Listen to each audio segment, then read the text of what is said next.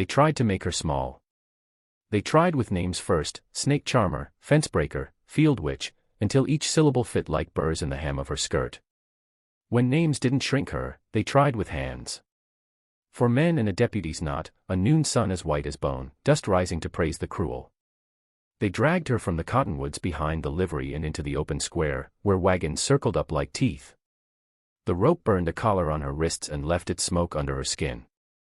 She did not scream. The town hated that most of all. Her name was Juniper Sloane, 21 years old, slight as a willow switch and twice as stubborn.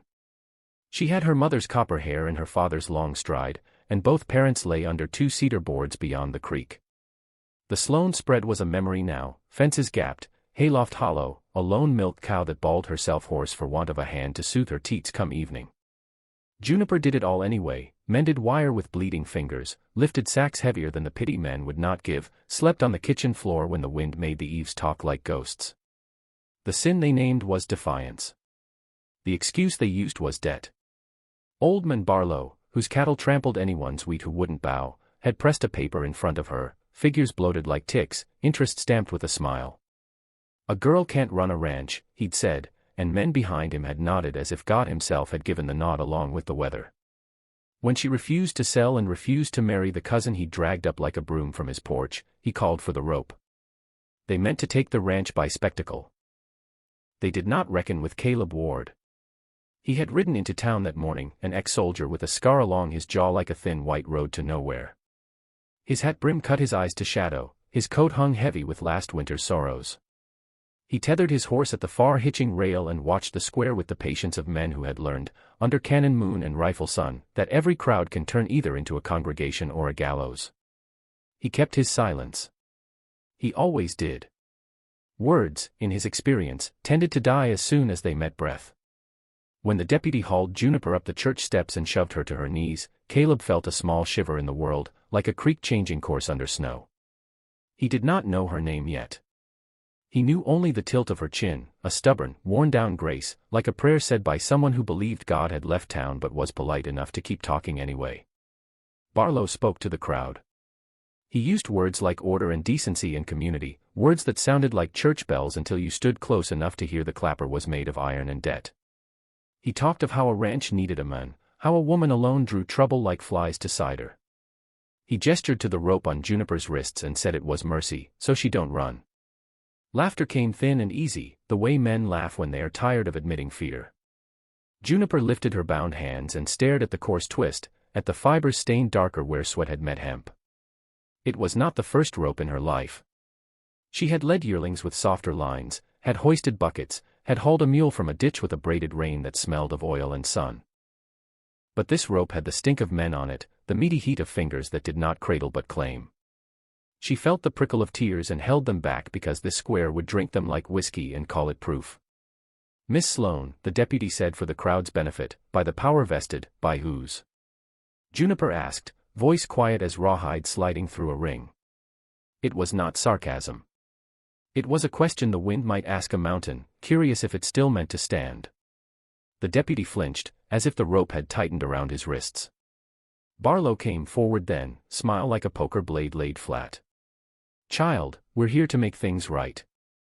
This ain't shame, this is arrangement.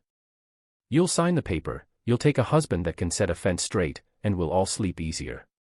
Juniper's eyes found the church window. In the wavering pane she saw herself, dusted hair, sunburnt cheek, a thin mouth that had learned more tasks than kisses.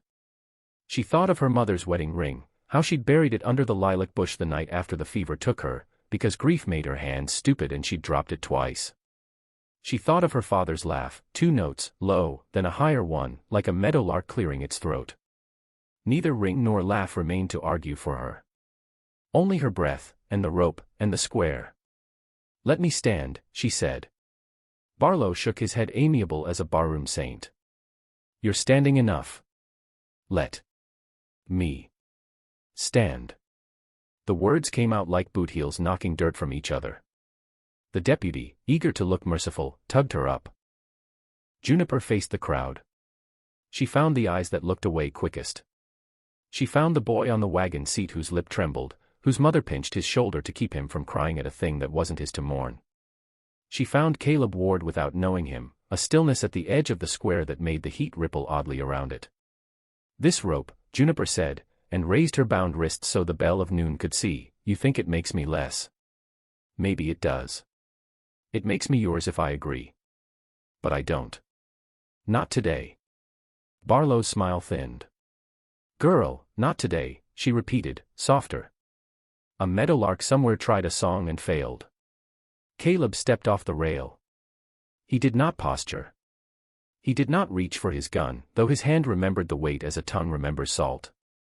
He walked the way tired men walk when they will not let tiredness be the reason they fail. Boots on dust, dust on sun, sun on everyone. He moved through the heat until he was 1 man away from the church steps. The deputy's hand fell to his holster. Caleb's did not. "Problem?" the deputy asked, trying to sound like a man. Caleb tipped his hat back a hair. His voice had a canyon in it.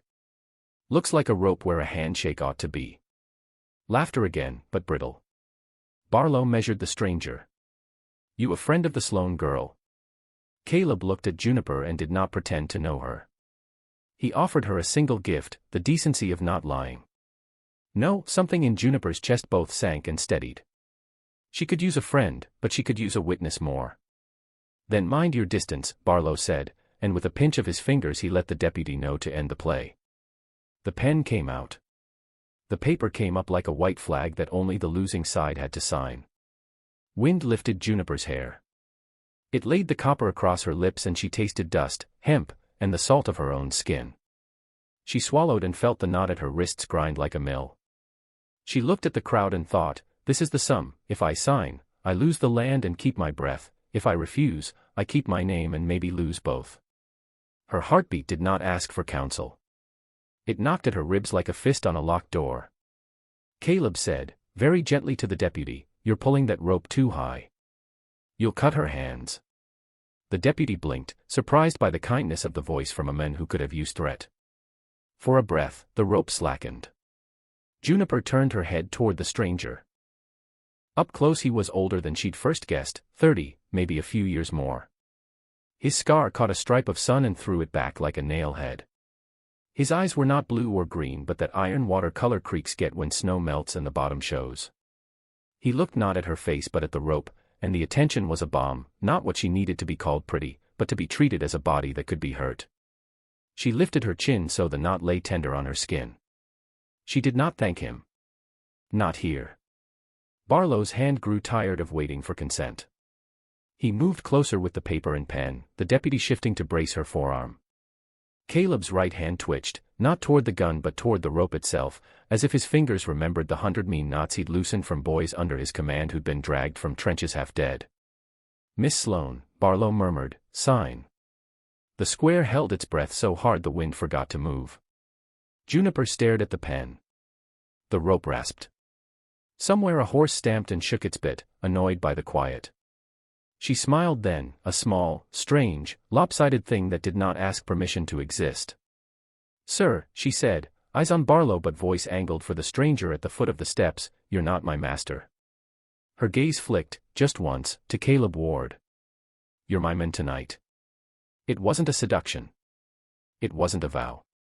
It was a line, drawn in dust with the tip of a woman's will, daring anyone to kick it out. The word struck the square like a dry branch snapping in a still forest. Every bird that had been pretending not to watch took flight inside every human chest. Caleb did not move. He felt the world tilt, as if a new map had been slid under the old one and the roads no longer lined up. A man could get lost on a day like this, or he could decide where the new trail ran. Barlow flushed with triumph, believing the girl had chosen exactly the arrangement he'd planned. "There now," he said, oily with relief. "A husband before nightfall is a clean cure for most of what ails a place." Juniper's smile did not change. "Not you." The wind remembered itself and wandered back into the square, curious to see how men would swallow that. Caleb exhaled a breath he hadn't known he was holding. The rope creaked.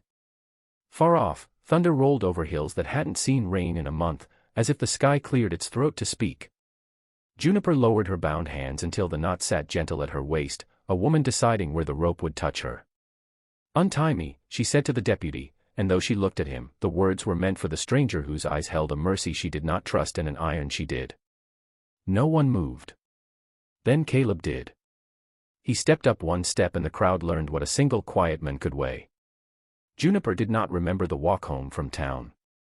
She remembered the rope falling from her wrists with a rough tug, the deputy's hand shaking more than hers, the crowd peeling away like leaves in wind.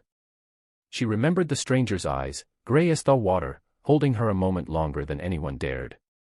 Then she was alone again, boots hitting dust until the houses thinned, until the square's noise gave way to grasshoppers and the wheeze of the windmill that never quite caught its breath. Her ranch lay on the edge of everything, a strip of land where the soil grew mean and the creek cut shallow. The house leaned tired against the weather, boards warped, windows clouded. Fence wire sagged as if the posts had given up on their duty. A milk cow bawled from the shed, and a horse stamped in the paddock with the same restlessness she carried inside. Juniper moved through the silence with stubborn rhythm, untied the cow, let her into pasture, scraped hay from the loft, hauled 2 buckets from the well, and poured slow until the trough brimmed. Every task was done with hands raw from work and wrists raw from the rope, and still she kept her jaw set. Inside, the kitchen smelled of old ash. She swept the hearth, laid kindling, struck a match. Fire bit into wood with the hungry sound she loved best, proof that something could be coaxed to life in a place where so much wanted to die. She warmed her hands, though the day was still hot, and stared at the scar-line rope burn across her skin. That rope. It sat now on her table, a twisted reminder of the square. She had taken it when the deputy let go, folding it quick before anyone could see. They thought it shamed her. She thought it might yet teach her. What a man calls punishment, a woman might call proof. By nightfall, the ranch breathed again, animals fed, fences checked, lamp lit in the window. Juniper sat on the porch, rifle across her knees, the sky bruised purple above. Coyotes sang thin to the east, and for a moment she felt the pull of loneliness so sharp it almost unseated her spine. That was when hoofbeats came, slow and steady, deliberate as a man who knew the weight of arrival. Caleb Ward rode in with dusk. He did not come close at first, only reined in by the gate, his horse blowing dust from its nostrils. He sat there a while, hat brim shadowing his eyes, body carrying the stillness of someone who had learned that rushing into places gets you shot. Juniper rose, rifle still in hand. "You followed me." "No," Caleb said, voice flat. "I was headed nowhere. Found it here." Her chin tipped. "This ranch ain't nowhere." His eyes lifted to hers, gray catching the last of the sun. "Looks it feels like it sometimes." Silence stretched, wide as prairie. The cow lowed, a hinge creaked, the world tilted between 2 strangers. Juniper gestured with the rifle, half threat, half weary invitation. "If you aim to eat, I got beans and nothing else." Caleb dismounted. Boots hit earth soft. He tied his horse and walked forward with the same slow weight he had carried in town. When he reached the porch, he stopped one board short. "I ain't your master," he said, low, like a confession given to the dark. Juniper's throat tightened. She looked down at her rope-burn wrists, then at the men who had noticed them before anyone else had cared. "I know," she whispered. The firelight inside flickered. 2 lives stood on the edge of something, neither love nor safety yet, but the start of a road neither could walk alone. Caleb Ward had been gone from this part of the country for near a decade, and nobody had asked him to return. He had left with a company of boys bound for war, proud as crows and certain that courage was enough. He came back alone, scar carved into his jaw, shoulders bent by more weight than packs or rifles could hold. The rest lay buried under crosses that leaned in fields far east, fields no preacher here had ever walked. When he rode into Juniper's town, the old men at the saloon muttered they knew him once, Ward's boy, from over the dry creek rim. But they did not rise, and they did not clap his back. Ghosts follow soldiers home, and towns do not like new ghosts when they already have their own. So Caleb lived on the edge. He pitched his camp by the cottonwoods, cooked beans in a dented pot, slept on ground that gave him more rest than any feather bed. His horse was his only friend, a steady roan with ribs showing but eyes loyal. Caleb said little. When men pushed him, he walked away. When women asked him if he meant to settle, he tipped his hat but gave no answer. What no one saw, what only Juniper had guessed when she looked in his eyes, was that he carried a wound deeper than his scar. He had led boys once, had promised them they'd see home. He had failed. The war ended, but it had not ended for him. Each sunrise felt like trespass, each sunset like another debt unpaid. And then, that day in the square, he had seen Juniper Sloane with a rope on her wrists. The sight struck him sharper than any bullet. Here was another soul pressed under weight she had not earned, another name bound by men who pretended justice when all they meant was power. Her chin had lifted like the boys who used to sing before battle, scared but unwilling to fold. Caleb had felt the old fire stir, a fire he'd buried under silence and whiskey. He hadn't stepped forward to be her savior. He had stepped forward because something inside him whispered, not again. Not this one too. By the time he reached her ranch that evening, he knew he'd already chosen. Juniper set beans on the stove and they ate in silence, the clink of spoons and the hiss of fire the only conversation. She did not thank him, he did not ask why she invited him in. It was survival, pure and stubborn. Two people who knew how little the world offered sat across a table with nothing to trade but presence. Later, he asked the question he'd carried all day. Why'd you say it? She frowned. Say what? That I was your man. Juniper's spoon stilled. She looked down at her rope-burned wrists, then at the flame licking low in the hearth. Because they needed to hear it, she said. Not me. Them. A lie that cut their lie in half. And maybe, her voice fell softer. Maybe because you looked at the rope, not at me. Nobody's done that before. Caleb's jaw flexed. He wanted to tell her he had seen her too, the stubborn set of her mouth, the fire in her defiance. But words were dangerous things. He had spoken too many to boys who never came home. So he only nodded, slow, and said, fair enough. That night he slept on her porch, rifle across his chest, the sound of coyotes near and the creak of her house settling. He told himself it was just for one night. But dawn would prove him wrong. Morning came with the smell of dust and horse sweat. Juniper was up before the light, hands already raw with chores. She moved like a woman who had no one else to count on, fetching water, scattering grain, mending the fence with wire that cut thin as razors. Her wrists ached, rope burn seared red, but she did not pause. If she paused, the silence would speak too loud.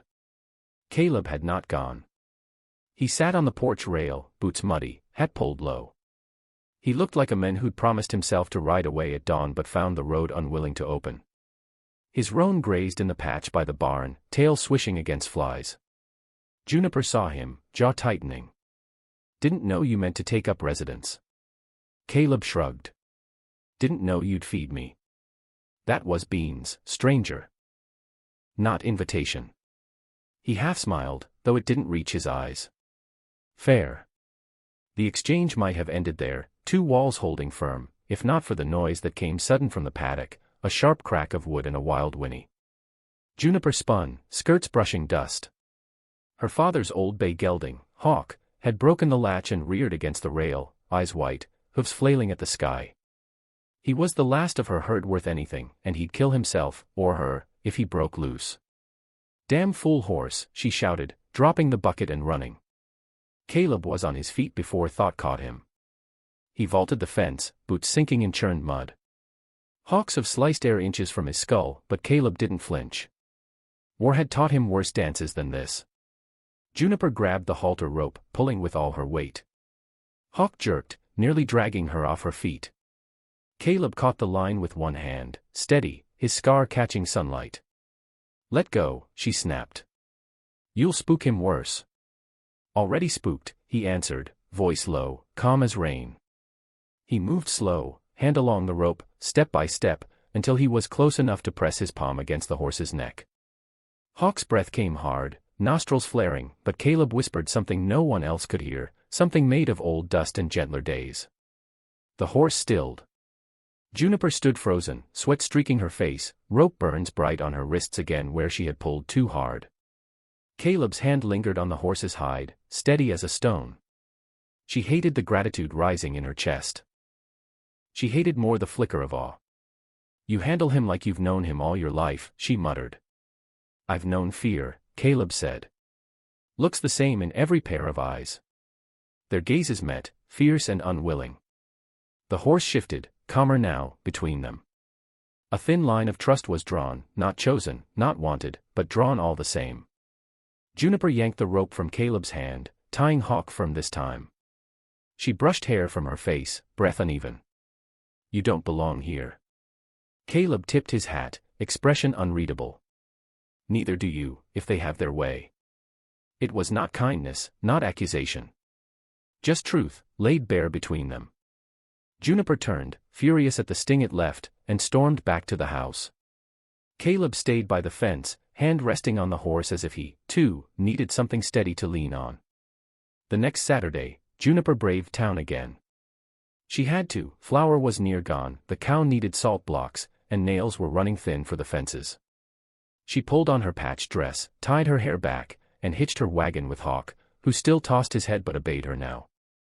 The morning sun lay heavy, pressing dust into every pore before she'd reached Main Street. She felt eyes before she saw them. Folks parted around her wagon as though she carried plague. Women whispered behind gloved hands. Men spat at the ground too near her boots.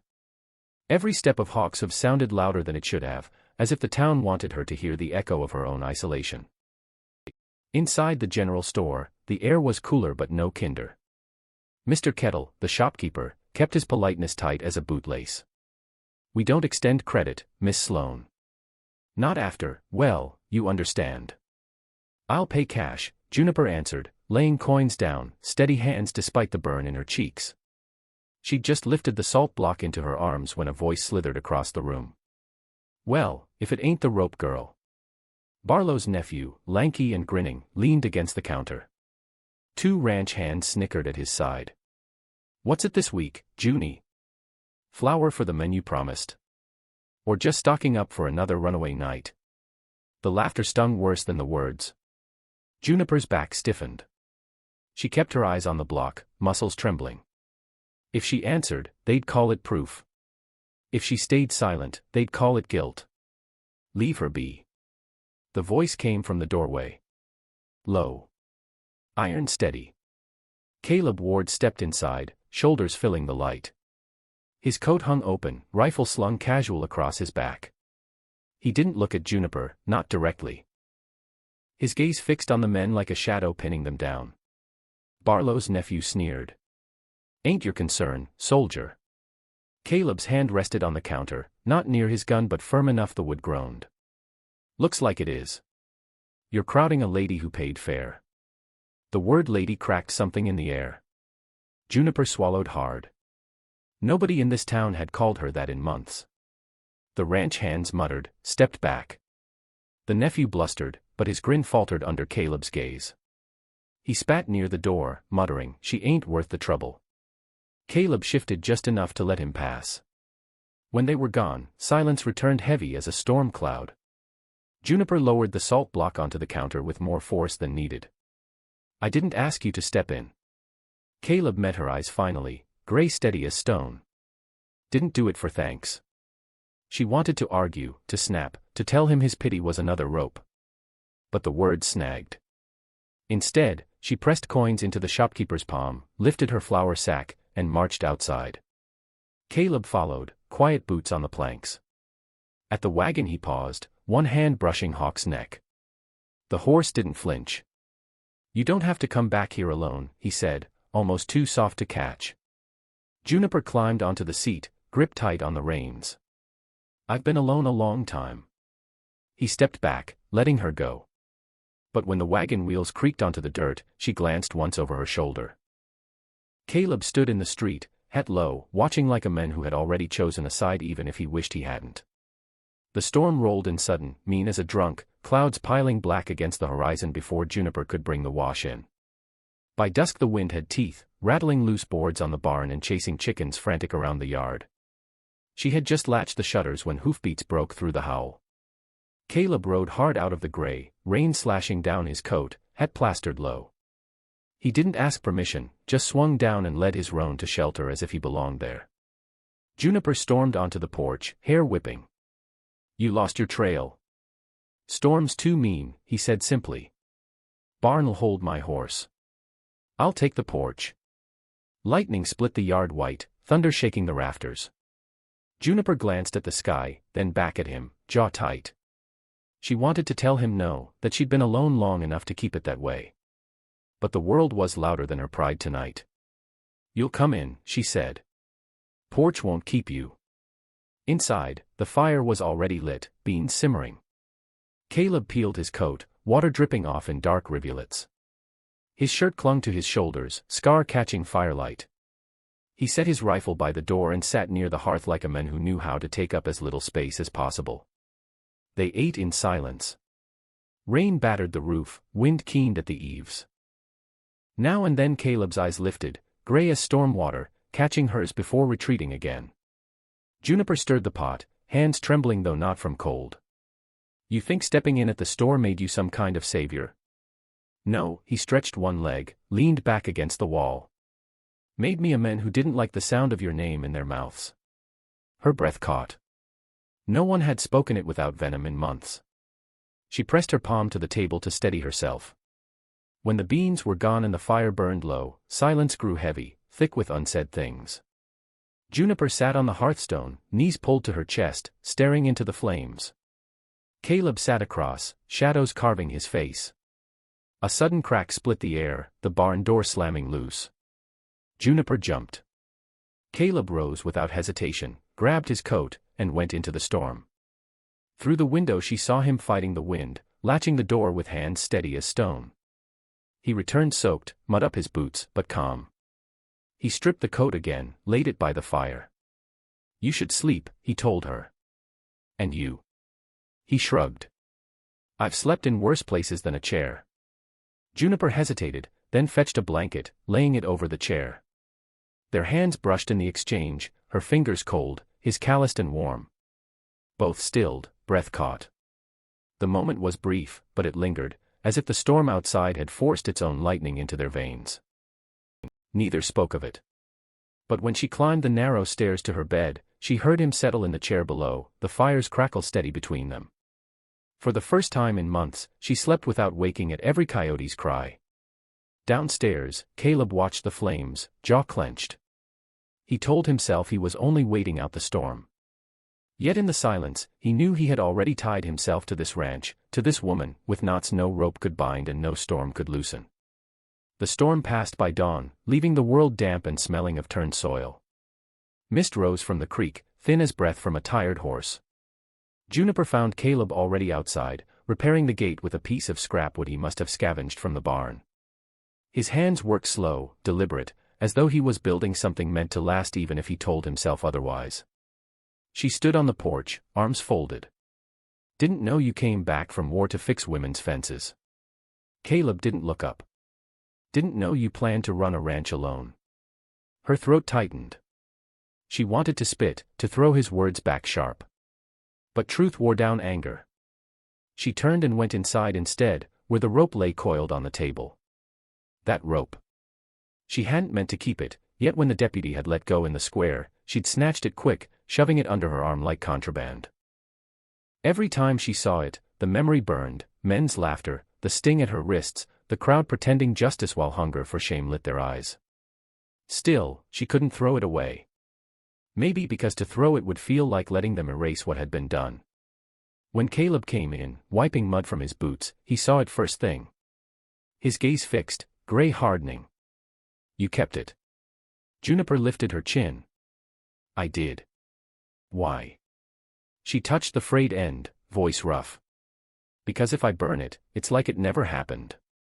And if I keep it, maybe I remember I ain't safe, not here, not anywhere."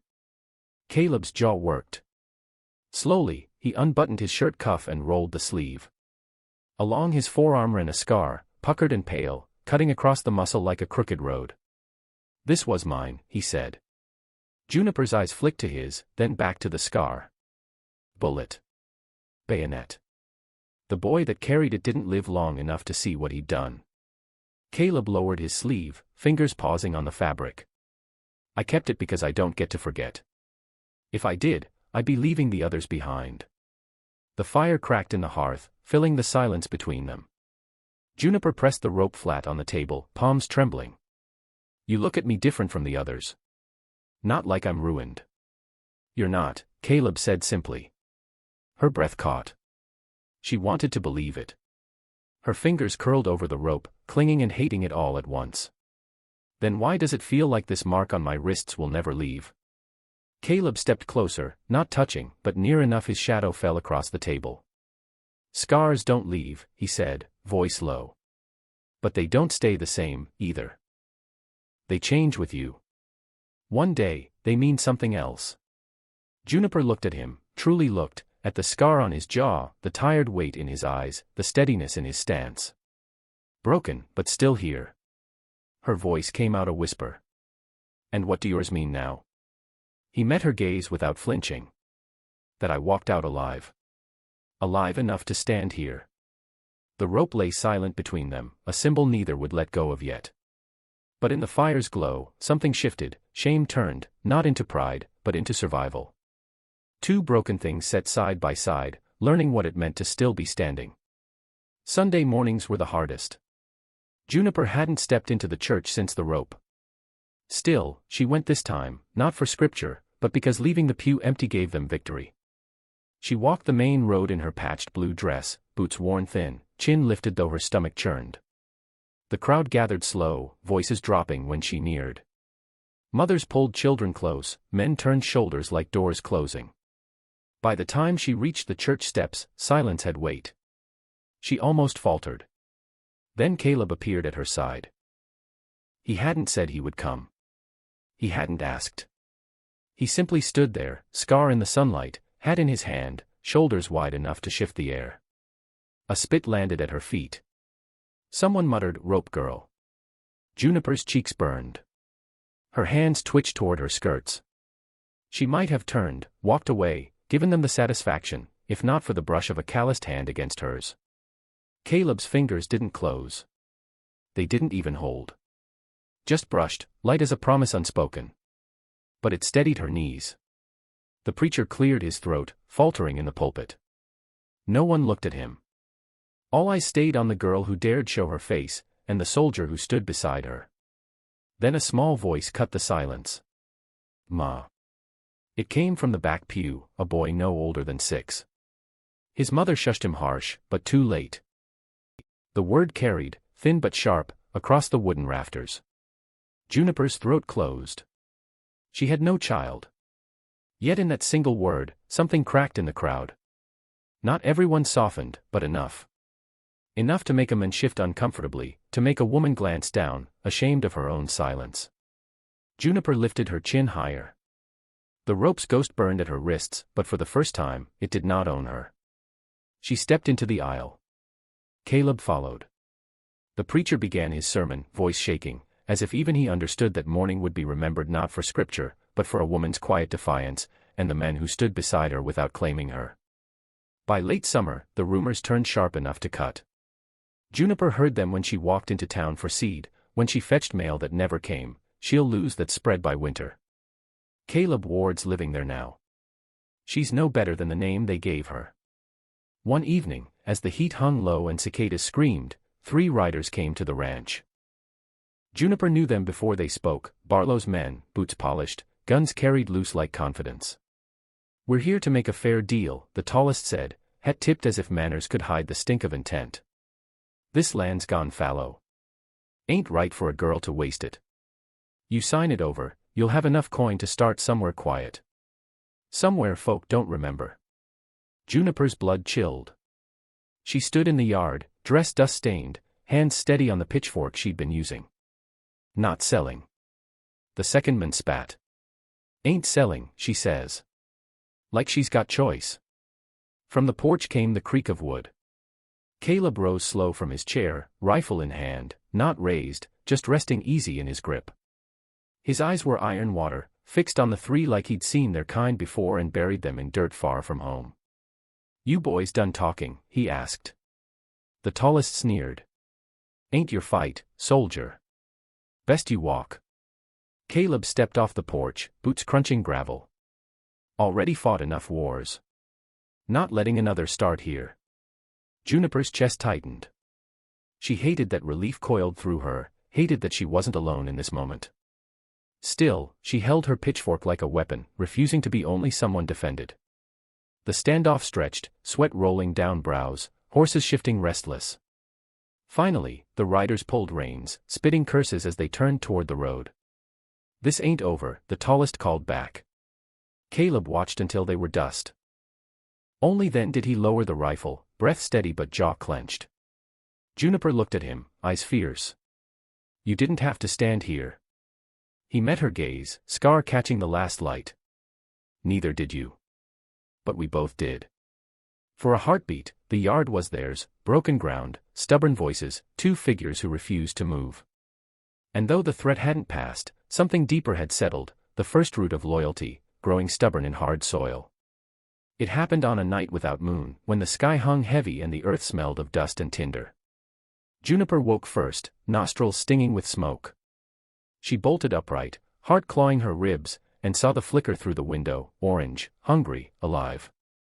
"The barn," she gasped. Caleb was already on his feet, rifle forgotten, pulling boots as he ran. Juniper followed, skirts hiked, breath burning. The fire roared from the far wall of the barn, flames climbing higher with every gulp of dry wood. Horses shrieked inside, the milk cow bellowed, panic shaking the ground. "Get the back door!" Caleb shouted. He wrenched the main latch, heat blasting his face. Smoke poured, choking, clawing down his throat. He pushed inside anyway, staggering toward the stalls. Juniper ran to the rear door, fumbling with the bolt until her fingers bled. At last it gave, swinging wide to the night. Through the smoke, she saw him, Caleb, arm around the roan's neck, shoving the beast toward freedom. Sparks bit his coat, flames licking at his sleeve. He coughed, stumbled, but shoved harder. The horse burst out, eyes rolling white, galloping into the dark. But Caleb didn't follow. "Caleb!" Juniper screamed. She plunged inside, eyes streaming, lungs clawing for air. The heat was unbearable, walls groaning as timbers cracked. She found him on his knees by the cow's stall, hacking, face streaked black. "Go," he rasped, pushing at her with feeble strength. "Not without you." Her hand seized his arm, hauling, muscles screaming. He fought her for one breath, then collapsed against her shoulder.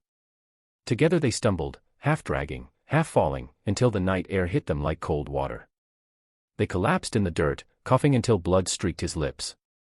The cow bolted past, free, the barn behind them blazing like a funeral pyre. Juniper pressed her hands to his chest.